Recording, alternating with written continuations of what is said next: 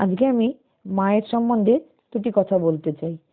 যে নিত্য মাকে সেবা পরিচর্যা করে, তার চরণ কমলে ভক্তিভরে প্রণাম করে, তাতেই তার সমূহ পাপ প্রায়শ্চিত্ত হয়।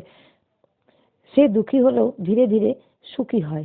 মায়ের মধ্যে ঈশ্বরীয় আরোপ করতে পারলে, অর্থাৎ মাকে জীবন্ত ঈশ্বর জ্ঞান করলে সমস্ত দুঃখ দুর্দশার অবসান তো হয়ই, নিত্য মহানন্দ লাভ হয়। এমনকি অন্তে তার মোক্ষ লাভও ঘটে। মাকে শিশুকাল হতেই আশ্রয় করে।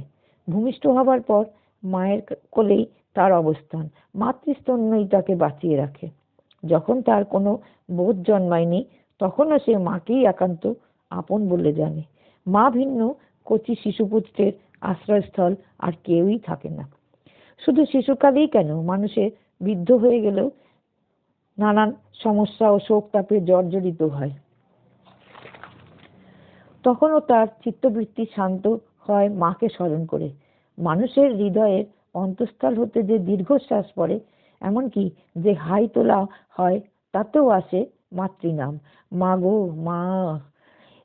শুধু মানুষই যে মাকে স্মরণ ও ভজনা করে তা নয়, সর্বজীব পশু পক্ষী কীট পতঙ্গ পর্যন্ত আপন আপন মাকে সানন্দে আশ্রয় করে। শিশু মাকে সতই চিনে নেয়। মাকে চিনতে শিশুর অন্য কারো সাহায্যের প্রয়োজন হয় না।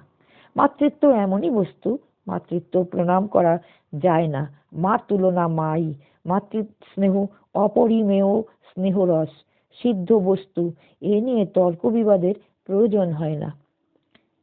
শিশু লাভ করে, অর্থাৎ মা যখন তার শিশুকে বুকে জড়িয়ে ধরে, তখন তার যে তৃপ্তি হয় ও সুখ অনুভূতি হয়, তা এ জগতে অপূর্ব ও অপার আনন্দ ঘন সুখ লাভ। সেই সুখ ত্রিজগতে দুর্লভ বস্তু। মা যদি কোনো কারণে রুষ্ট হন, তবুও তিনি কোনো মতেই তার ধ্বংস চান না। দেব কৃপার চেয়ে মাতৃকৃপা অনেক বড়।